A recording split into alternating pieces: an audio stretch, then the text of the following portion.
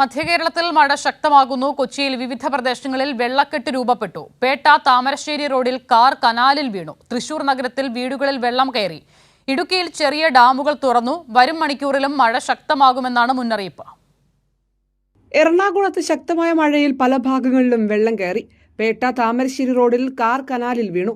യാത്രക്കാരനെ ഇറക്കിയ ശേഷം Google map നോക്കി പോകുന്നതിനിടെയാണ് റോഡിനോട് ചേർന്നുള്ള കനാലിലേക്ക് കാർ വീണത്. ഉടൻ ഡ്രൈവർ കാറിൽ നിന്നിറങ്ങി രക്ഷപ്പെടുകയായിരുന്നു. നാട്ടുകാർ ചേർന്ന് വാഹനമുയർത്തി. ഇത് തോടാണ്. ഇതൊക്കെ കോർപ്പറേഷനും ഇത് മുനിസിപ്പാലിറ്റിയാണ്. അപ്പോൾ രണ്ടും ഇതായിട്ടായിട്ട് നിൽക്കുക. ഒന്നും ചെയ്യാനുള്ള ഇവിടെ എല്ലാ വർഷവും എല്ലാവരുടെയും വീട്ടിലേക്ക് വെള്ളം കയറില്ല. ഇവിടെ നേരെ വെച്ചിട്ട് റിവേഴ്സ് വെച്ച പുള്ളി നേരെ തോട്ടിലേക്ക് പോയി. അവിടം വരെയും പോയി. വണ്ടി ഫുള്ള് താന്നു വരുന്നു.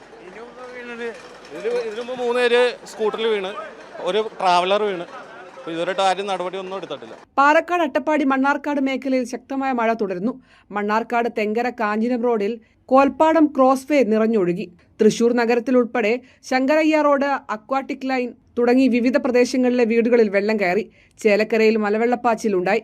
ദേശീയപാത മുരിങ്ങൂർ കോട്ടമുറിയിൽ 10ഓളം വീടുകളിലേക്കും വെള്ളം കയറി. ദേശീയപാതയുടെ നിർമ്മാണത്തിൽ അപാകതയാണ് വെള്ളം കയറാൻ കാരണമെന്ന് നാട്ടുകാർ ആരോപിച്ചു.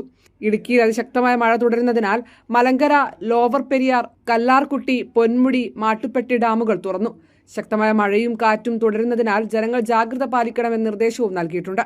കൈരളി ന്യൂസ്, കൊച്ചി.